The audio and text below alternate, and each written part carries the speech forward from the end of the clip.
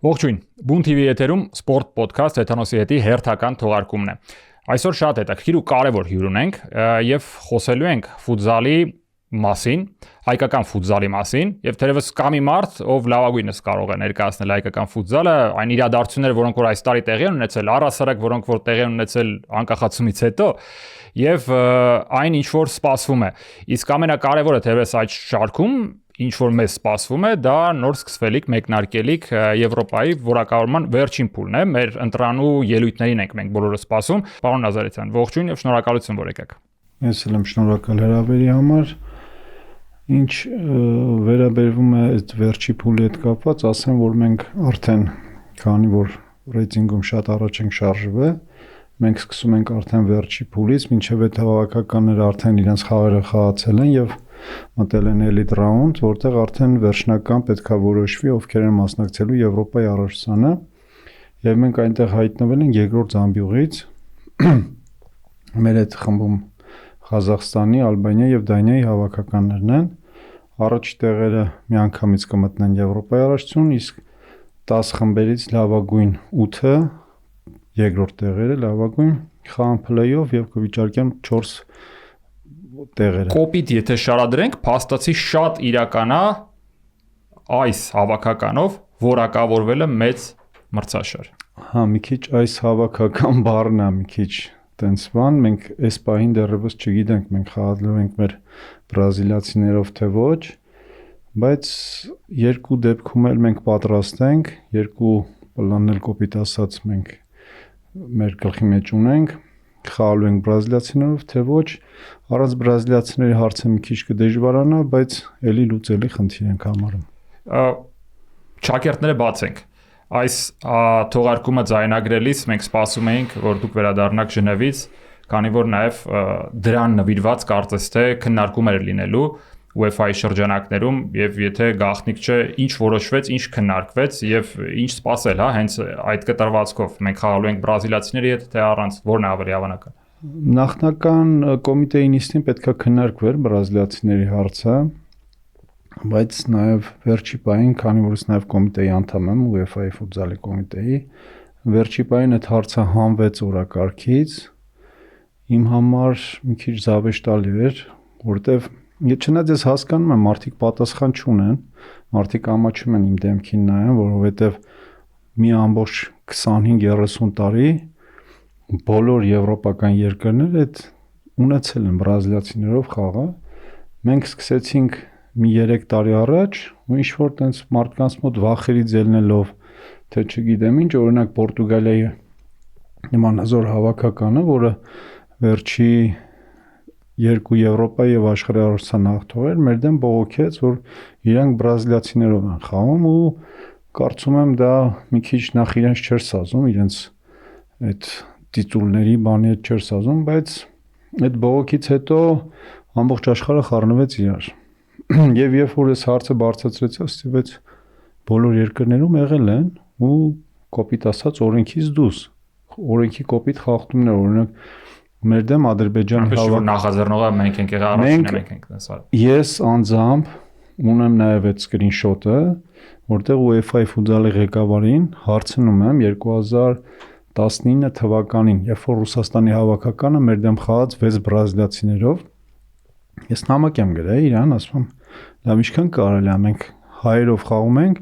գնում ենք Ադրբեջանը բրազիլացիներով, Ռուսաստանը բրազիլացիներով, Ռումինիան բրազիլացիներով, Իտալիան 12 բրազիլացիներով դառավ Եվրոպայի չեմպիոն։ Չգիտեմ, բոլոր հավաքականները մեր դեմ բրազիլացիներով խաղում են ու տես մի քիչ։ Բան ինքը ասեց, քանի որ մենք ֆուտզալի զարգացման համար աշկ ենք փակում, եթե ուզում եք դուք էլ արեք, մինչև 25 թիվը սկրինշոթը ես ունեմ իմիջայլուց, բայց այս պահին չեմ ուզում հրապարակեմ, կախված իրանց որոշումից։ Ասես մինչև 25 թվականը մենք թույլ ենք տվել, տենց աշկերներս փակում ենք ֆուտզալի զարգացման համար, որ այդ 20-30 զերոները չլինի։ Դե ասի կարանք մենք էլ անենք, ասեց իհարկե կարակ։ Իսկ հնարավոր է որ Պորտուգալիան անկախ UEFA-ի այդ գործող անձանց որոշման որոշել է, որ ինքը քանի որ քաշու կշիռ ունի, դե ես էլ բողոք եմ, ինչու՞ չէ։ Այ խնդիրը հենց այդ քաշու կշիռն է, որից ես ավելի բարկանում եմ։ Պորտուգալիայի եւ Իսպանիայի հավաքականները մտածում են, որ իրենք ֆուտզալի, չգիտեմ, կնքահայրերն են կամ չգիտեմ, ինչ սա դրանից եմ ջղայնանում, որ Հայաստանը տենց մատերի արանքով են նայում, դե իրանք ով են, որ տենց իրանք բոլորը կխան, եկա վերջում Պորտուգալիա, Իսպանիա ֆինալ կլինի Եվրոպայի կամ աշխարհարարությունում, տենց մեզ լավ է։ Իրանք չեն ուզում ընդհանրապես այդ ամեն ինչը ունենան մրցակիցներ, իրանց ձեռ չի տալի ու երբ որ հասկացան, որ մենք լուրջ ենք տրամադրված ու այդ 6-5-ի խաղը մարզահամերգային համալիրում Պորտուգալիայի հավաքան հետ կարծում եմ բոլորդ գիտեք, այդ խաղին էլ մենք մեր լրիվ կազմով չենք խաղացել, ընդամենը 3 բրազիլացի էր խաղում, եթե նկատել եք, էլի խաղից առաջ մենք բողոքելու ենք, տենց որոշեցինք, որ 5-ի փոխարեն 3-ը խաղան, բայց եթե մենք լրիվ մեր ամբողջ կազմով լինենք, հաստատ հաղթելու ենք, ես համոզված եմ, ու դրանից հետո այդ ներքին վախերը իրանց մղեց, որ իրանք այդ հարցը բարձրացնեն UEFA-ում, նաև FIFA-ում, բայց կոմիտեի վերջին նիստին Պորտուգալիայի ղեկավարը վերջի չէ, այդ խաղից հետո առաջին նիստին ես այդ հարցը տվեցի Պորտուգալիայի ֆուտզալի ղեկավարին, ասում եմ, լավ, դուք սկսել եք, դուք 5-6 բրազիլացիներով եք սկսել այդ ամեն ինչը, ասում եմ, դե մենք հետո հասկացանք, որ դա սխալ է բան, մենք այլևս այդ պրակտիկան չենք օգտագործում, դասի, բայց մենք էլ չենք հասկացել, կարող մենք էլ հասկանանք մի պահից ու ամենազավեշտալին է նա, որ հենց այդ ամբողջ աշխարհում մեր դեմ եք բողոքում։ Հետո ինձ նաև ասցին, որ իրանք զանգել են Ֆինլանդիայի ֆեդերացիային եւ խնդրել են, որպեսզի միանան այդ բողոքի ակցիային եւ քանի որ իրանք մի քիչ ամոթ էր, որ մենակ իրանք են բողոքում ամբողջ Եվրոպայում, Ֆինլանդիան եւս միացավ Ֆինլանդիան նաև, բայց Ֆինլանդիայի մարշչին ինձ հետագամ ասաց, որ կներեք, բայց ես դեմ էի դրան, որովհետեւ հասկանում որ դա, չգիտեմ, ոչ մարդկային բան, որ բոլորն անում են, թենց ձեր դեմ են բողոքում, ու նաև հետագայում հասկացանք, որ իրանց ներքին խոսակցություններից նաև պարզ դարձավ, որ իրանք Հայաստանի հավաքականին համարում էին Եվրոպայի հիմնական առողջության մրցանակային տեղի հիմնական հավակնորդներից մեկը մեր հավաքականի պոտենցիալից ու տենց կեղտոտ խաղ սկսեցին, որը հիմա ես ամեն անգամ UEFA-ի ղեկավարության հետ հարցը բարձրացնում եմ ու իրանք գլուխները կախում են։ Կոնկրետ այն անձը, որ ինձ գրել է, որ մինչև 25 թիվը մենք աշկ ենք փակելու, այդ անձը իմ մոտ գլուխը կախում է, որովհետև դա, չգիտեմ, շատ վատ ու ես բոլորի մոտ ասում եմ, որ չի կարա Հայաստանը ինչ որ մի հատ երկրից, չգիտեմ, զարգացած երկրից իրանց թողեք, մեզ չթողեք, դա տենց բան չի լինելու։ Իմ ընկալումը իրավիճակի այնպեսին է, որ արդյունքում տուժելու ենք մենք, հարցին չտրվի լուծում։ Դրա հավանականությունը մեծ է, թե այս պահին, ասեմ ձեզ, վերջի խոսակցության ժամանակ նույն այդ անձը, որ ինձ ասեց, որ մինչև 25 թիվը աշկ ենք փակելու, ինձ հորդորեց, ասեց այդ թիմերի հետ Ղազախստանի, Ալբանիայի, քանի որ նրանք ունեն բրազիլացիներ, իրար հետ պայմանավորվեք, թող բողոք չկրեն, խաղան, բայց ես դեմ եմ այդ ներքին պայմանավորվածությունին, որտեվ ես համոզված եմ, որ մենք հաղթելու ենք ու նաև համոզված եմ, որ նույն Ղազախստանը բողոքելու է մեր դեմ։ Իսկ մենք եկել ենք հասել ենք մի կետի, որ շատ մոտ է մեզ համար Եվրոպայի առողջությունը ու նման ներքին պայմանավորվածությունների արդյունքում, որոնք ոչ իրավական են, մենք կարող ենք զրկվել մեր երազանքից։ Դրա համար մենք ֆեդերացիայի նախագահը նաև, քանի որ UEFA-ում ասացին, որ դա FIFA-ի խնդիրն է, ֆեդերացիայի նախագահը նամակ գրե FIFA եւ մենք սպասում ենք պաշտոնական FIFA-ից պատասխանի։ Կթողնեն, չեն թողնի, ուղղակի միակ խնդիրը իմ համար էս պահին այդ տղաներն են, բրազիլացիները մեր բրազիլացի հայերը, քանի որ նրանք իրոք դարձել են հայեր, հոգով սրտով, այդ մարդկանց ֆուտբոլից զրկելն է։ Ես էլ եմ ասում, իմ համար այն չի, որ իրանք գան, որ մենք հաղթենք եւ այլն։ Մենք այդ հաղթելու բանաձևերը կգտնենք, մի ձև կհասկանանք, կհաղթենք, բայց այդ տղաները, ովքեր կյանք են դրել, առողջություն են դրել եւ մեր հավաքականին հանել նոր մակարդակի, այդ տղաները այս պահին զրկվելու են ֆուտզալից։ Դուք իրանց հետ ես կարծում ամենօրյա շփման մեջ եք։ Ինչ իրանք գիտեն, ամեն օր ինձ կոպիտ ասած զզվացնում են։ Մենք երբ ենք գալու, իհարկե, երբ են գալու, ոնց են գալու, բայց մեր հարցը ոնց է լինելու, էլի եմ ասում, ես այդ պատասխանը չունեմ։ Իրանց ու ամենացավալին իմ համար այդ մարդկանց, այդ մակարդակում ֆուտբոլից զրկելն է։ Եկեք նրանցից մեկի մասին խոսենք, Լուան Մյուլերին, բայց մի փոքր էլ կարծես թե վատ են ճանաչում։ Այդ ֆուտզալի շուրջ աշխարհի բացակայության, քննարկման երևի բացակայության կամ ավելի քիչ լուսաբանվելու պատճառով։ Կարծում դուք ամենալավն եք իրան ճանաչում։ Մի փոքր ինձ ու նաև հեռուստադիտողին երևի թե ներկայացնեք նրա այն կողմերը, որը որ ոչ մեկ չի տեսել։ Ես հնարավոր է տեսել եմ, դուք բայց վստահ եմ շատ ավելի լավ եք որպես մարդ իրան ճանաչում։ Լուան Մյուլերը շատ, ես ասեմ, շնորհակալ մարդ։ Ինքը հասկանում է, որ մեր միջոցով ինքը դարավ աշխարհի համար ճանաչված, չնայած մինչև էտել էր ինքը Բրազիլիայում ու նաև Բրազիլիայի հավաքական ընկերական խաղերին նույնիսկ հրավիր է, բայց ծնկի ծանր վնասվածքից հետո իր վրա կոպիտ ասած խաչ էին քաշը, բայց մենք բերեցինք, հավատացինք իրեն, մենք հավատացինք, որ Լուանը կարող է վերադառնալ լավ մակարդակի, ծնկի օպերացիա, հետագայում Հայաստանի հավաքական վերցրեցինք, կոպիտ ասած 0-ից ինքը իր կարիերան սկսել է Հայաստանում, Լեո ակումբում։ Հետագայում հավաքականում, երբ որ սկսեցինք, արդեն ճանաչեցին իրան նաև Եվրոպայում եւ Լուանի համար այդտեղից գնաց ու արդեն երկու կրկնակի Չեմպիոնների լիգայի հաղթող ու ինքը դա հասկանում է, որ դա նաև մեր շնորհիվ է, Հայաստանի շնորհիվ է, որ ինքը այսօր Լուան Մյուլերն է եւ աշխարհին ճանաչում ունեցող դարպասապաններից մեկը։ Ու կարծում եմ այն ցանկությունը ու ինքը 40-ից ավել խաղ է իմիջիալուց Հայաստանի հավաքանում անցկացրել ու ելի եմ ասում ես վերջի ժողովին UEFA-ում ասացի ինձ կասեք բառեր, որով ես պետք է Լուանին ասեմ, որ դու էլ չես գալու։ Այդ որ բառերն ալեն 40-ից ավել խաղ խաղացած ֆուտբոլիստին ես ասեմ դու չես գալու, չգիտեմ, ես այդ բառերը չգիտեմ։ Որովհետև կա օրենք, որը ժամանակին գրվել է, բայց չի կիրառվել, հիմա որը ժամանակին գրվել է ու մեծ ֆուտբոլի համար է, ախր ցավը դա է, որ դա ֆուտզալի համար չի գրվել։ Դա մեծ ֆուտբոլի օրենքն է, որոնք իրանք ասում են նայեք, այս FIFA-ի ամբողջ մրցումների համար է, դա ֆուտզալի օրենքը չի։ Դա մեծ ֆուտբոլի օրենքն է, որը կիրառվում է նաև ֆուտզալում։ Ու ելի եմ ասում,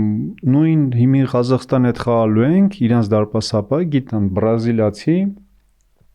որը երբ որ սկսել է խաղալ 6 ամիս է եղել ինքը Ղազախստանի առաջնությունում։ Խախտումով խաղացել է, նույն Դուգլասը, նույն չգիտեմ, իրանց այդ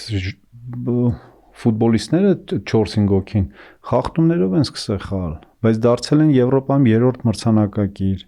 աշխարհի առաջնություններ են մասնակցել, Եվրոպայի տարբեր առաջնություններ, հիմի լրացել է։ Հիմի այսինքն իրանք իրավունք ունեն, Լուանը ոչ։ Խնդիրը այդտեղ է, որ ու այդ հարցի պատասխանը, երբ որ ես բարձրացնում եմ, ոչ մի պատասխան չկա։ Մարդիկ ասում են դե այն ժամանակ դուք է բողոքեիք։ Մի անգամ տենց բան եղավ, ասում եմ, բայց Ադրբեջանը երբ որ 12 բրազիլացիներով մեզ հաղթեց, բայց ժամանակ ուր էիք, չէիք տեսնում, որ դե ասում են դուք է պետքա բողոքեիք Պորտուգալիայի նման, ասի ես ճիշտն ասած այդ ժամանակ ինֆորմացիան այդքան շատ չէր։ 2008-9 թվերին ես չէի կարող մտնել ինտերնետ, տեսնել այդ բրազիլացին 5 տարի Ադրբեջանում ապրել է, թե չէ, կամ բոլորս հասկանում են, որ բոլոր տեղերը խաղում են, դրա համար ոչ մեկ չի բողոքե։ Հիմի հերթը հասել է այս պորտուգալացիներին, իրանք որոշեցին, որ քանի որ վտանգ զգացին, այլևս կարող է այդ ֆինալներում չլինի Պորտուգալիա, Իսպանիա, այլ ինչ-որ մի հատ թիմ խանգարի իրանց կամ երկու թիմ, դրա համար սկսեցին բողոքել, բայց ելի եմ ասում, Լուանը ու մնացած բոլոր տղաները շնորհակալ են մեզնից, մեր ֆեդերացիայից, մեր երկրից, որովհետև իրանք դրանցով նաև նոր ճանաչում ձեռք բերեցին աշխարհում։ Որքան է հավանական, որ ինքը կապը կպահպանի, ինքը այդուհանդերձ տարիքով է շարունակում է իր պրոֆեսիոնալ կարիերան եւ մի օր ավարտելու է, չէ՞, իսկ իր նման ֆուտզալիստին կորցնել։ Ես դեռ չենք մտածել դեսպան, քանի որ ինքը դեռ երկար տարիներ խաղալու է շատ բարձր մակարդակի, ինքը 30-31 տարեկան է նոր, դարպասապայի համար դա շատ քիչ տարիքա, մինիմում 7 տարի Լուանը հաստատ խաղա, քանի որ ինքը շատ բարձր պրոֆեսիոնալ է ու հետևում է իր ամեն ինչին, մինիմում 7 տարի Լուանը կխաղա, Բայց դրանից հետո էլ նրանք պատրաստ են մեր համար ամեն ինչ անելու, եթե մենք խնդիր կդնենք, որ Լուանը լինի մեր դեսպանը Եվրոպայում, ինքը հաստատ կհամաձայնվի, բայց նաև այդ տղաներին ես նաև մտքումս ունեմ գաղափար, որ այդ տղաները պետքա գան մեր ֆուտզալի ակադեմիայում աշխատեն մեր երեխաների հետ, քանի որ նրանք իրոք շատ մեծ փորձ ունեն ֆուտզալային։ Ես նրանցից մի քանիսին տենում եմ մարզչական աշխատանքում ու նաև խոսակցությունների ժամանակ ասել եմ, որ հավաքականով խաղալուց Իսկ այդ թվում նաև Լուանին։ Իհարկե, եթե ինքը Լուանն էլ շահելի եմ ասում, Լուանը շատ մեծ պրոֆեսիոնալ է ու այդ փորձը եթե ինքը փոխանցի մեր երեխաներին, դա մեզ համար շատ իդեալական կլինի։ Օրինակ Ռոդրիգինյոն ես իրան տեսնում եմ որպես շատ ուժեղ մարզիչ կարող է լինել, որտեղ ինքը այն ինչ որ դաշտում անում է, դա մարզչի նման է մտածում, ինքը մարզչի նման օրինակ Զանոտոն նույն ձևի ու իրանք ասել են, եթե կարիերան ավարտենք, շատ կուզենանք, որ Հայաստանում ապրենք, ստեղ աշխատենք եւ այլն, մենք էլ ասենք, որ դա մենակ ուրիշների նման չենք օգտագործելու, դες հետո շփրտենք, մենք դեր հետ պլաններ ունենք հետագայում նաեւ ու այդ ֆուտբոլիստները բոլորը այդ գաղափարի շուրջ հավաքվել են ու մենք մինչև վերջ տանելու ենք խաղան, չեն խաղա, մենք մեր այդ կապը երբեք չենք կտրել։ Օրինակ վրացիները տենց մոռացան բոլորին, всё, չեն թողել UEFA-ն, բոլորին մոռացան, տենց ամենը գնացին իրենց ճանապարհով, մենք այդ կապը մինչև օրինակ վերջի անգամ 3 առաջ օրը էլի բոլորի հետ տեսակապով զրուցել ենք, հանգստացնում ենք, տեսնենք այդ հարցը ոնց կլուծվի։ Համաշխարհային ֆուտզալից ինչ որ անցում էր ձեր կողմից հայկականի, երևի հիմա ավելի շատ հայկականի մասով էլ շարունակենք։ Մենք հաղթահարել ենք, անցել ենք այդ փուլից ու կա հիմա կայացած առաջնություն, կայացած բավական թիմերով, որոնցից երկուսի հանդիպումը վերջերս ես բավական մանրամաս նաև այս ոդքասթում ենք անդրադարձանք Յունիսպորտ եւ Երևանի հանդիպմանը, այդ ճանապարհը երևի թե դուք ավելի լավ կհիշեք ու խնդիրները ավելի լավ կարողանաք պարզաբանել։ Հայկական ֆուտզալի գլխավոր խնդիրը որն է։ Իրան նկատմամբ հետաքրքրության ինչ որ չափով բացակայության, ոնց որ մարդիկ կան, որոնք որ խաղում են ֆուտզալ, բայց զրոյական հետաքրքրություն ունեն հենց պրոֆեսիոնալ ֆուտզալի նկատմամբ։ Ասեմ ձեզ, որ այս պահին մեր ամենամեծ խնդիրը դպրոցների բացակայությունն է, որովհետև երբ որ կլինեն դպրոցներ ու հետևից կգա նոր սերունդ, այդ ձեր ասած մարդիկ, ովքեր խաղում են, ուղղակի ժամանակ անցկացնելու որ չեն հետաքրքրվում, այդ մարդիկ շատ արագ կմաղվեն այդ ամեն ինչից։ Բայց քանի որ այս պահին մենք ունենք քանակի խնդիր ու տենց պատահական մարդիկ են հայտնվում, ովքեր խաղալով միտեղ չեն հետևում ֆուտզալային իրադարձություններին, ավելին ասեմ, մենք այդ խնդիրը ես էլ եմ տեսնում հավաքականի վերջի խաղերին մեր բարձրագույն խմբի ֆուտբոլիստներից 20 հոգի եկե երևի հավաքականի խաղին։ Դա նշանակում է, որ իրանք տենց ուղակի ժամանակ են անցկացնում, բայց դա էլ ժամանակավոր բնույթ է կրելու, որովհետև մեր դպրոցները երբ որ կլինեն, ամեն տարի 100-200 երեխա կոպիտ ասած կմտնի այդ շուկա եւ թիմերը ընտրելու հնարավորություն կունենան, այդ պատահական հայտնված մարդիկ շատ նույն ձևի պատահական է կմնան դուրս, ելը որտեվ դա իմ համար անընդունելի է խաղալ միտեղ ու հավաքականի ազգային հավաքականի խաղին չգալ, ուղղակի դա չգիտեմ, հիմա եմ ասում, ես բոլոր թիմերի ղեկավարներին եմ ասել, որ այդ հարցը շատ լուրջ է ու պետքա այդ պատահական մարդկանց շուտ արագ հանել այդ ամեն ինչից, իսկ այդ էլի եմ ասում, դպրոցները երբ որ կլինեն դալիչներ, որտեղ մարդիկ ուղղակի ավանի դալիչում մենք ուղղակի չենք կարող նայենք ֆուտզալ։ Բոլորը կանգնած, չգիտեմ, նստելուց չի երևում դաշտը եւ այլն։ Այդ դալիչները փակում է, ու ստիպված դալիչների խնդիրը կլինի,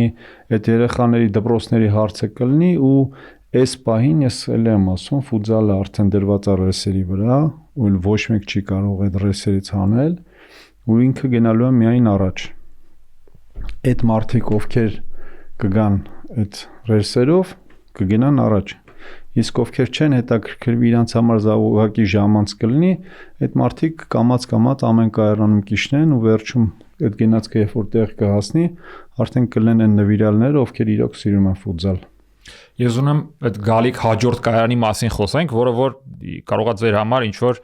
կապված է ենթակառուցվածքների բացման հետ կամ չգիտեմ ինչ որ քահանակի հետ ավելացման ֆուտզալիստների կամ թիմերի որն է հաջորդ կայարանը ֆուտզալում, որ դուք օրինակ համարեք, այ մենք մի փուլ էլ առաջ գնացինք։ Ուրեմն հավաքականի այս խաղերից հետո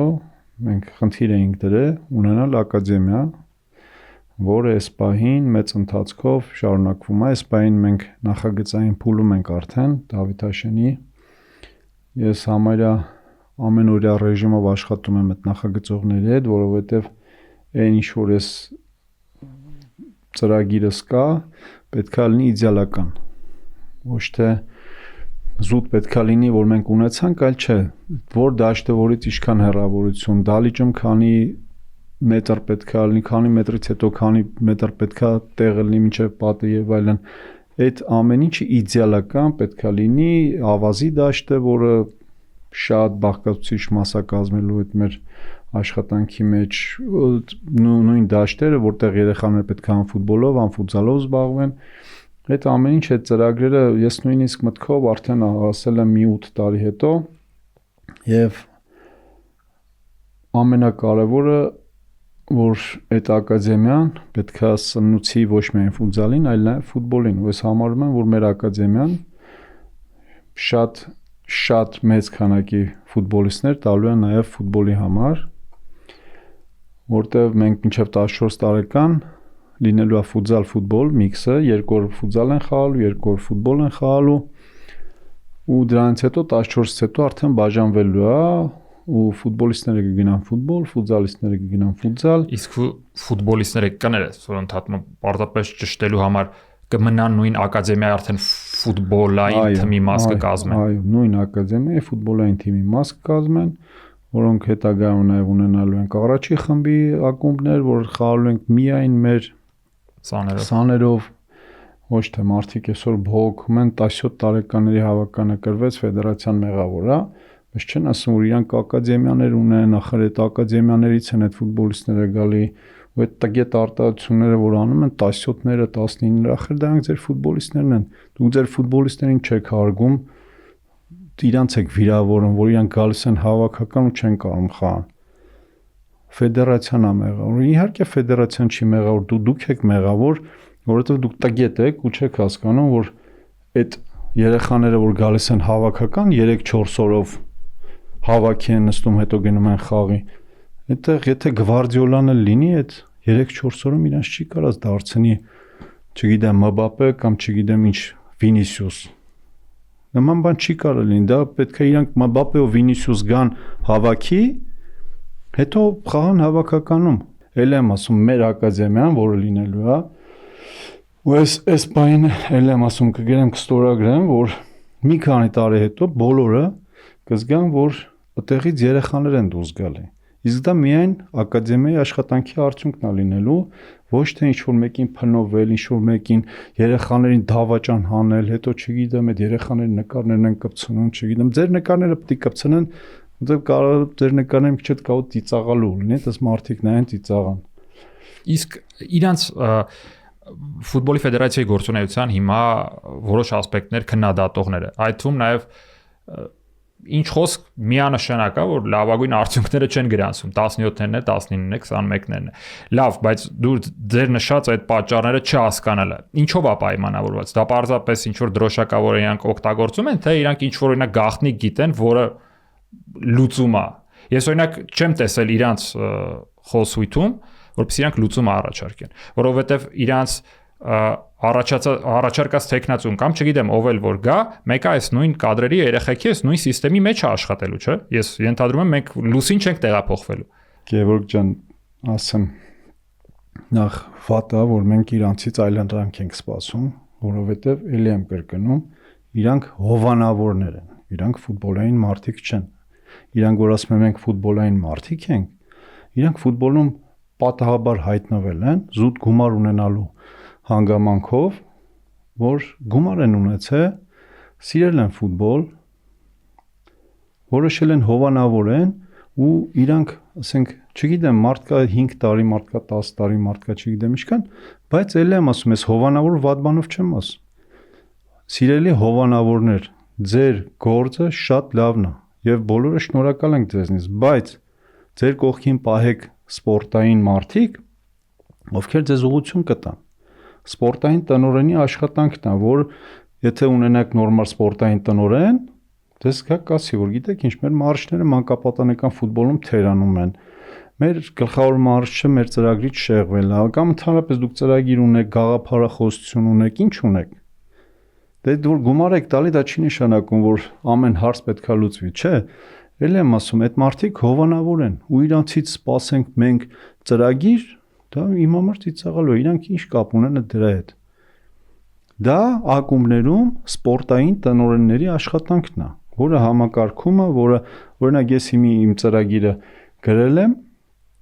մոտակա 8 տարիների համար, մենք որ կետից որ կետ ենք գնալու ու ինչ ենք ուզում է դրանով։ Եթե կբերի մեկը վաղը ինձ կներկայացնի իրանց ծրագիրը, ես ընդամենը շնորհակալություն կհայտնեմ, որ հայկական ֆուտբոլի համար արվում է, բայց ելի եմ ասում, դա էլի հայկական ֆուտբոլի համար չի, իրանց ակումբի համար է։ Իրանք ուր է մեր ասում են 1700 երեխա ունենք, 1700 երեխուց ես չեմ տեսել մի երեխա բարձրագույն խմբի թիմում խաղա, կամ կարող է վերջի 96-րդ րոպեին մտնի 97-ին խաղը ավարտվի։ Այդ չեղավ։ Մենք ելի եմ ասում, բոլորիդ հորդորում եմ, որ մենք արտահանող երկիր ենք, մենք ներկրող երկիր չենք։ Մենք չենք կարա ֆուտբոլիստներ բերելով հասնենք հաջողության։ Դուք բիզնեսմեններ եք ու հաջողակ բիզնեսմեններ եք, ել եմ հորդորում եմ ձեզ, որ մի հատ կողքերն հետ լավ ուշադիր նայեք։ Մենք արտահանող երկիր ենք, մենք պետքա պատրաստենք, ոնց որ ժամանակին անում էր Փյունիկի դպրոցը, իր դպրոցում մարզումները անցկացնում էր իր դպրոցում, այդ դպրոցը կարծեմ հիմի կա, չէ՞, Փյունիկի դպրոցը կա։ Հա։ Ընդ կարան մարզվեն։ Դիմաց եւ այո, մարզվում են։ Բայց իրանք ասում են մարզվելու տեղ չունենք, այդ Փյունիկի 93 թվականից Փյունիկ ակումբը տեղա մարզվել։ Դեն հաջողությունների հասել։ Այդտեղից մոտ 25-30 տղաներ գնացել են արտասահմանյան երկրներ։ Այաքս են գնացել, Դորտմունդի Բորուսիա Մանչեսթեր են գնացել, ղազախական լավ թիմեր են, եվրոպական լավ թիմ են, պորտուգալական, այդ Փյունիկի երեխաներն են գնացել։ Փյունիկ ակումբն էլ վաստակել է գումար, որը շատ նորմալ է ու շատ ուրախալի է։ Կարելի է ասել, որ իրանց վեկտորն է փոխվել։ Հիմա իրանք ուզում են Եվրագավաթային մրցաշարերում հաջողություն ունենան, բերում են դրսից ֆուտբոլիստների։ Իրանց համար մեծ լավ բիզնեսմեն։ Բիզնեսմեն։ Այո։ Սեփականատիրը եթե ունի գումար, ուրեմն լավ բիզնեսմեն է։ Ուրեմն ես էլ եմ համարում, բայց այս բիզնեսում իրանք անփորձ են։ Ֆուտբոլային բիզնեսում։ Ֆուտբոլային բիզնեսում, եթե մի բանի վրա պետքա ծախսվի 7-8 միլիոն ու դրանից հետ գա 3-4, դա նշանակում է, որ իրանք վատ բիզնես ունեն, ֆուտբոլային։ Էլ եմ ասում, այդ ֆուտբոլային այդ մենեջմենտը մարդիկ սովորում են 4-5 տարիներով, դա ուղղակի տենց չի, էլի մենք եկանք ֆուտբոլ նայեցինք, սրան հանեք նրան մցրեք, մենք արդեն ֆուտբոլային մարդ ենք, չէ։ Դա գիտություն է, որը ես նոր ավարտեցինք Double Pass-ի ծրագրով, սպորտային տնօրեն, ես էլ ինքս էի սովորում, մենք հասկացանք, որ ինչքան բան դեռ չգիտեինք։ Դա գիտություն է, որը պետքա սովորես։ Ես գնում եմ տարբեր դասերի, այս անցած ամիս մենք ավարտական քննություններ հանձնեցինք, ստացանք այդ ավարտական քննությունը ես էլ եմ ներկա եղել։ Դուք եք ներկա եղել ու տեսակ, որ օրինակ իմ համար այդ ամեն ինչի մեջ մի բան ես հասկացա, որ պետքա այս պահին ակումբը կանխագուշակի ապագայի ֆուտբոլը։ Այ երբ որ ապագայի ֆուտբոլը կանխագուշակի ու պատրաստվի դրան, մենք եվրոպական ֆուտբոլի հետևից կհասցնենք, բայց մենք հիմի նայում ենք ինչ անում Բարսելոնան, էդի անում ենք, հետո մեր երեխեք որ 3-4 տարի հետո մեկ է գալցան պիտի Բարսելոն, բայց Բարսելոնան արդեն ուրիշ լեվելի վրա է։ Տենդենսները հասկանալու։ Հա, մեր 17 տարեկանները խաղում են Պորտուգալիայի հետ, մենք հա, տենց մեկ է զգում ենք որ հավասարվում ենք, մենք գնում ենք, տենում ենք, չէ, իրանք արդեն ուրիշ տեղ են։ Մենք պետք է այդ ուրիշ տեղը հասկանանք այսօր ու պատրաստվենք այդ ուրիշ տեղին ու մեր ծրագրով, ոչ թե ինչ որ մեկին նմանակելով։ Իսկ մեր հարգարժան բիզնեսմենները դա էլ եմ ասում, բայց հեգնանքով չեմ ասում։ Պահեք ձեր մոտ սպորտային տնօրեններ, շատ կարևոր է։ Ոչ թե մարդիկ, ովքեր անգլերեն գիտեն, դրանք սպորտային տնօրեններ չեն։ Պահեք սպորտային տնօրեններ, ովքեր ձեզ կհուշեն կոնկրետ ամեն դրվագում ինչ պետք է արվի։ Այդ երեխաները 1700 երեխայից եթե մի հոգի մենք չենք կարող ուղարկենք արտասահման, ուրեմն պահելու իմաստը ո՞րն է այդ ակադեմիան։ Դե իրենց կողմից քննադատության թեզերից մեկն էր, որ ԲԿՄ-ն կա, որ այդ շատ կարևոր փուլում ինքը ոնց որ կորցնում է սանին, սանը գնում է տեղից եւ արդյունքում ինքնը չի կարող իր թիմում ներառի, իրան չի տեսնում մարզիչը եւ այլն, այսինքն որակումն է այդ հարցը։ Օրինակ Փյունիկը նույնն ասում է, որ օրինակ մենք Աֆյանին եթե Աֆյանը մնար կխաղացնեին, իրանք պնդում են, որ հա, օրինակ ես էլ Սուրենը Մելիքսեթյան, որ նաեւ այդտեղ հյուրեր էր եղել, ինքն էլ հակադարձեց, ասաց, որ կստանար նույնքան ժամանակահատված, ասում է երևի թե չէ, բայց փոխանցման կմտներ։ Բայց երևի թե չէ, փոխանցումը մտնելը տեսնում ենք, էլի եմ ասում 96-րդ րոպեին մտնում են 97-8-ին խաղը ավարտվում է։ Եթե տենց պետք է Աֆյանը մտներ փոխարինման, դա ավելի լավ է չմտներ։ Իսկ Աֆյանին հարցրել են ինքը որտեղ է իրան էսպային ավելի լավ զգում։ Բարսելոն խմբում 90 րոպե խաղալով առաջ շարժվելով երկրորդ 2 տարի է։ Կամ եթե այդ խնդիրը տենց բարձրացել է, եկեք, այո, առաջարկեք, դա էլ է խնդիր։ Առաջարկենք, ես գիտեք ինչ, մեր լավագույն խաղացողները թո տարկետում ստանան, բայց վերադառնան մեր ակումբներին, մենք խաղացնելու ենք, մենք փոխում ենք մեր վեկտորը, այլևս Օտոբանջոն ու Յուրիչիչը չեն խաղալու, ովքեր տենց գումարներ են ստանում, այլ խաղալու են մեր երեխեքը։ Թողեք մեր երեխեքով խաղանք, ընդունելի տարբերակ, այո։ Իհարկե, թո մնան խաղան, Բարսելոն խմբում ժամանակ ստանան 17-երին խաղան, 19-ների հավականում, 21-երի հավականում խաղան, իսկ ով ասե որ ոչ։ Մենք ԲԿՄ-ում ունեցել ենք 4-5 տղաներ, ովքեր ԲԿՄ-ում խաղալով ոչ միայն զարգացել են, այլ նաև տեղափոխվել են արտասահմանյան ակումբներ, ովքեր իրանց թիմերում խաղաժամանակ չէին ստանում։ Ամենահասարակ Ժիրայր Շաղոյան, որտեղ էր խաղում։ Խաղում էր։ Իսկ Ժիրայր Շաղոյանը ճանաչում են 6 տարեկանից։ Ժիրայր Շաղոյանի բախտը եթե բերեր ինքը ծնվել Իսպանիայում, ես կարծում եմ որ Ժիրայր Շաղոյանը Բարսելոնայում Յամալի հետ իր տարիքում 16-17 տարեկանում արդեն խաղար հիմնական կազում։ Իսկ ստեղ եթե չլներ ԲԿՄ-ն, այդ տղեն ուղակի ավարտելու էր կարիերան։ Էլ եմ ասում, ես եմ կանչել խոսել Ժիրոյի հետ եւ այլն, խնդրել եմ որ չավարտին, իսկ եկել էր այդ բանը, որ ինքը ավարտում էր կարիերան։ Այդ որ տարիքում 19-ների այդ հավաքական որ չկանչվեց, այդ ժամանակ որ ստեղ էր առաջությունը 19-ների։ Ինքը ուզում էր ավարտել կարիերան, բայց էլ եմ ասում, մեր գիծը պետքա ռեալ լինի։ Մենք պետքա հասկանանք այդ ֆուտբոլային ասպեկտները, արտահայտողները հասկանում են դրանից։ Օրինակ ես չեմ հասկանում օղին ճիշտ վաճառելուց կամ սիգարետը վաճառելուց։ Ես դրանից չեմ կամ ասենք այդ ներքնակ վաճառելուց չեմ հասկանում։ Ես գնամ այդտեղ խորհուրդներ տամ, կդառնամ ծիծաղի առարկա։ Ֆուտբոլային մարտիկ բոլորը չկա մեկը, որ ասի, որ ԲԿՄ-ն վատ պրոյեկտ է։ Աղմուկը մի սպորտաձևի շուրջ, որը Հայաստանում համար մեկն է։ Լրագրողը ասում է աղմուկա, բայց ես չեմ հետևում, չգիտեմ, տնենք ինչ աղմուկա, մենք էլ մասնակցենք, մի քիչ մենք էլ աղմկենք, լայքեր կհավաքենք եւ այլն։ Այդ աղմուկ, ասեմ ձեզ, որպես այդպեսին չկա։ Աղմուկ բարձրացողներ ու տակից փորողներ կան, որ այդ աղմուկը բարձրանա։ Աղմուկը բարձրացավ մեր շատ հարգարժան երկրպագուների կողմից, որոնց ես իրոք հարգում եմ, սիրում եմ, քանի որ այն ինչ որ մենք անում ենք, դա իրանց համար է։ Մարդիկ, ովքեր կարող են բողոքել, դա իրանք են։ Ու իրավունք ունեն որպես երկրպագու, սպառողը իրանք են։ Իհարկե, ես եթե գնամ խանութ ինձ տան մածուն, որը թթված է, ես բնականաբար պետքա բողոքեմ, չէ՞։ Քանի որ դա կոնկրետ ինձ է վերաբերում։ Մենք ամեն ինչ,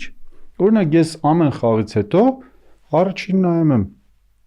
այդ մարդկանց դուր եկավ երկրպագուներին, թե չէ։ Այդ մարդկանց եթե դուր եկի, ուրեմն մենք ամեն ինչ նորմալ ենք արել։ Ինձ դուր չկարա չգա ինձ, չգիտեմ ֆեդերացիա աշխատողներին, բայց երկրպագուներին պետքա դա դուր գա։ Իհարկե այդ մարդիկ ճիշտ են ասում, որ արդյունք չկա։ Ես ամեն օր իրանց հետ հանդիպում եմ, ու վերջի ում հետ ենք Ֆարերյան կղզիների խաղից հետո Հա դուք արդեն բանավեճեր եք բռնել հանրապետական։ Որտեղ հա ես ոչ թե իրանց հետ բանավեճի թեմա էր, այլ մարդ կար, որ իրանց տենց հետևից ուղղորդում էր, գնացեք առաջ, բան տենց, ես գնացի ճիշտ ասած, որ այդ մարդուն մի երկու բառ ասեի, բայց այդ մարդը բնականաբար փախավ։ Այդ տղաների հետ խոսալուց ես ասացի, որ դուք իրավունք ունեք, բայց ձեր շարժումը պահեք մաքուր։ Այն մարդիկ, ովքեր հայտնվում են այդ ձեր շարժման հետևում, այդ մարդիկ ձեր շարժումը ուղղակի կեղտոտում են։ Իսկ ինչ այդ դեպքում պետք է անի երկրպագուն։ Հիմա իրանք բողոքի ձայն են բարձրացնում, դուք ասում եք ուղղորդվում, հա, բայց ինքն էլ մտածում է, որ չէ, դե երևի ես ճիշտ եմ անում, ճիշտ եմ բողոքում, կողքից կարող են, հա, մյուսները օգուտ քաղել կամ միանալ շարժման։ Ղեկավարներին էլ եմ ասել, Red Eagles-ի ղեկավարներին էլ եմ ասել, ֆեդերացիան մշտապես պատրաստ է լսել ձեր բոլոր ձեր բոլոր ասելիքը։ Մենք ասացի, եթե չեք ուզում գաք ֆեդերացիա, ես Մելիք Բեկյանին կվերցնեմ, կգանք ձեր ասած տեղը, որտեղ եք ուզում։ Հանդիպենք, լսենք, որտեղ մենք ձեր համար ենք անում։ Եթե մենք ձեզ չլսենք, դա նշանակում է, տենց այդ ժամանակ խնդիր է։ Մենք պատրաստ ենք մշտապես, նաև ֆեդերացիայի նախագահի խորհրդական որպես ես ասացի Մելիք Բեկյան Արմենի հետ կգամ այնտեղ, որտեղ ես կգամ, մենակ չեք ուզում Մելիք Բեկյան, ես դուք ձեր հարցերը տվեք, մենք փորձենք ձեր հարցերը լուծենք, որտեղ այդ հարցերը իրոք ձերն է։ Դուք եք շահառուն։ Օրինակ հիմի էլի սպասում եմ, քանի որ ես մի քիչ խառնեի դրա համար, այս UEFA բրազիլացիների խնդիրները, հեսա խաղերը վերջանա, ես էլի անդրադառնա, այդ հարցը չի փակվի։ Մենք պետք է ամեն ինչ անենք, որ մեր երկրպագուները մնան գոհ։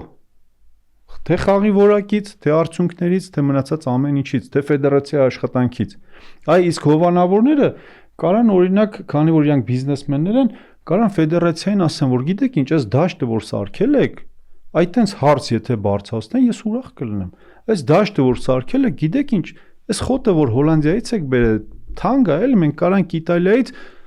այսքանով բերեք, եք թանգանում։ Այդտեղ ձեր միտքը, ձեր ամեն ինչը դրեք այդտեղի վրա։ Ֆուտբոլային բաներ եք ասում, դառնում եք ծիծաղի առարկա եք դառնում։ Խր դուք ինչ կապ ունեք դրա հետ, էլ եմ ասում, ասեք, որ գումարների վատնում ալնում այդ։ Այսի սենց է եղել, այս գումարը շատ եք ծախսել, էսի քիչ եք ծախսել, կամ այս գումարը, որը ստե ծախսվեր,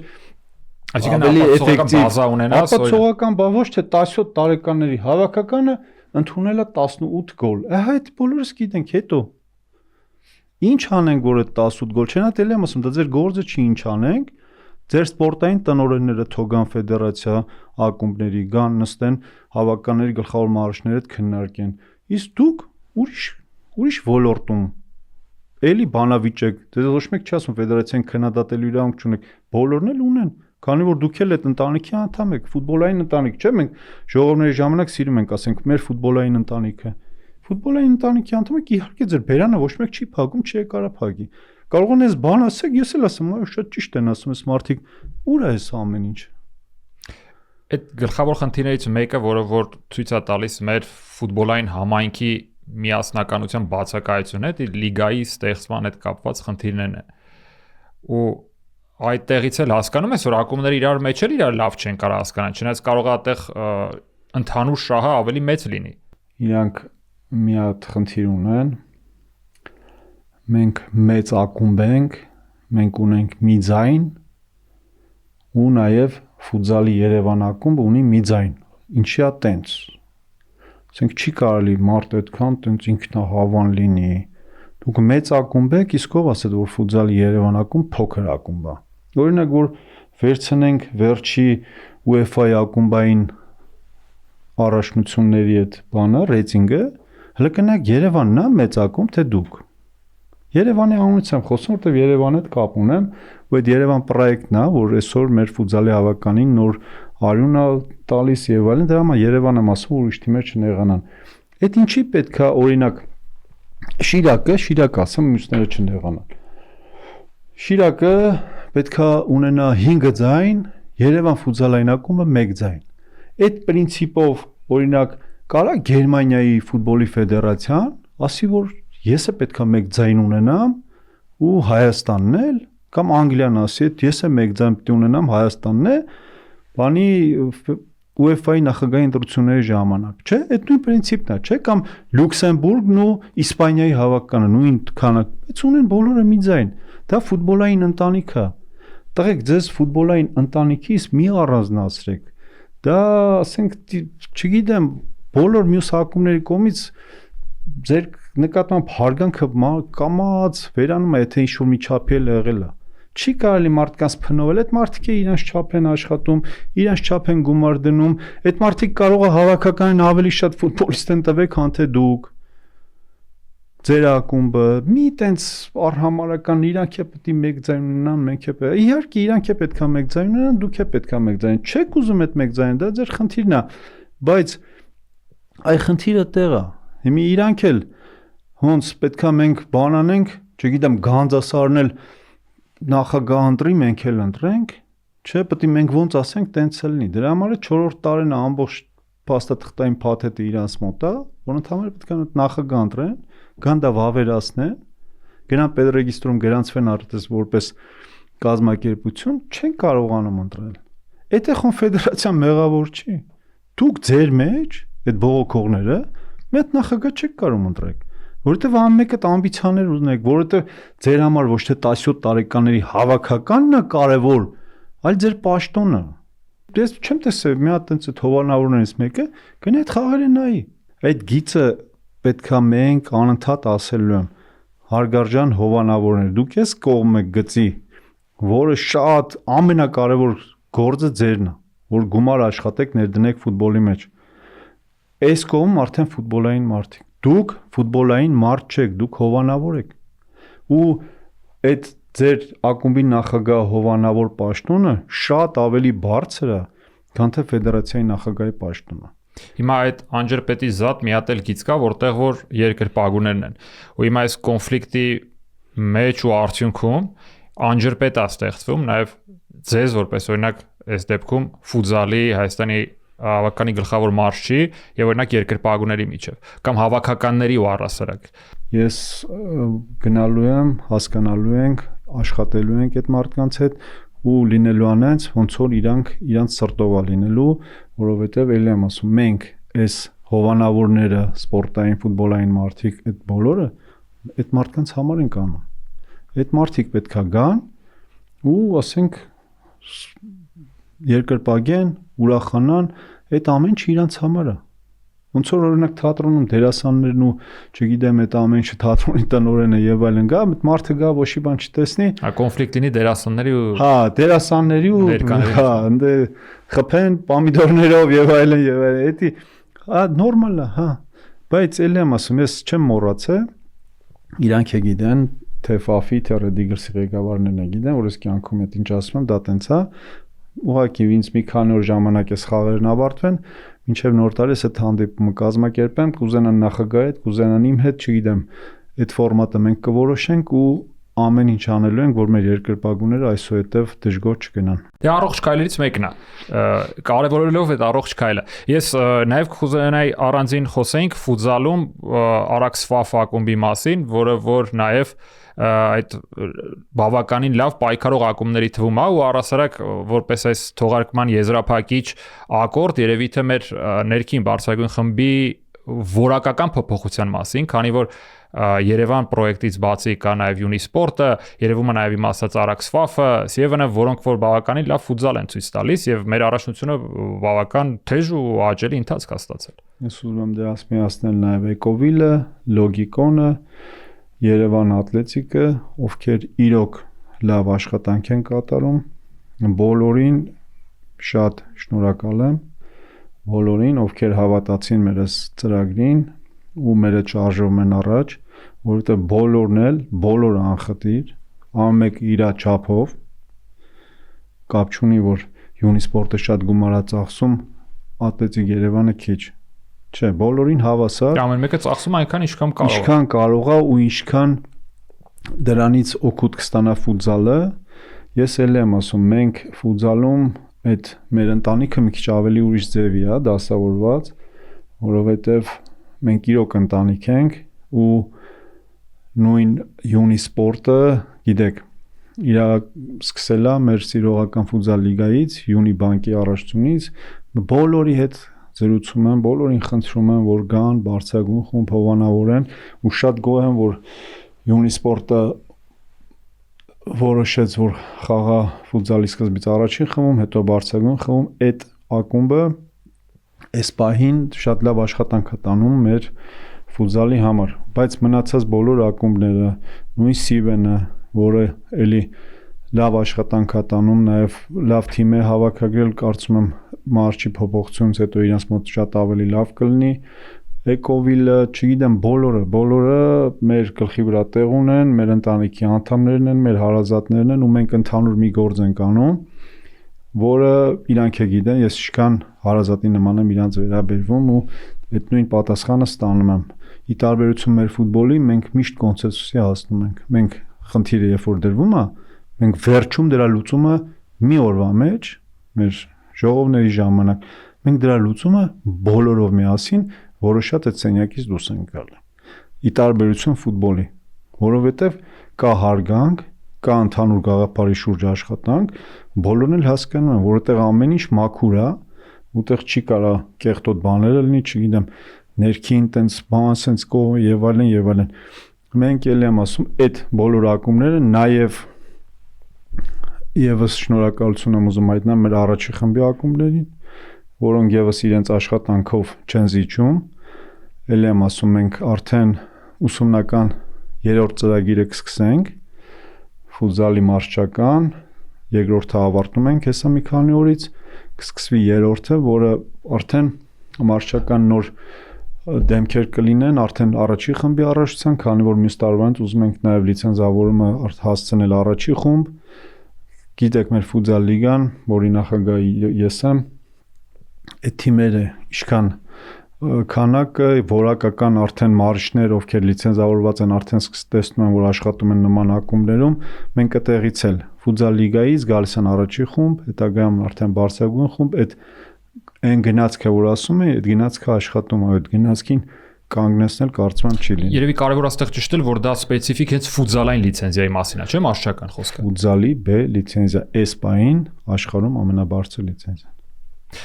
Ես շնորհակալ եմ հետաքրքիր զրույցի համար եւ հավաքականին թերևս առաջին հերթին հաջողություն եմ մաղթում։ Եզրափակիչ խոսքում ինչ սպասել հավաքականի գալիք հանդիպումներից։ Ես չեմ ուզում տենց մեծ բաներ ասեմ։ Եկեք այսօր մի քիչ համեստ լինենք։ Ասեմ, որ բոլորին ասում եմ, որ երբևիցե չեք ամաչի, որ ունեք Հայաստանի ֆուտզալի հավաքական, երբևիցե չեք ամաչելու,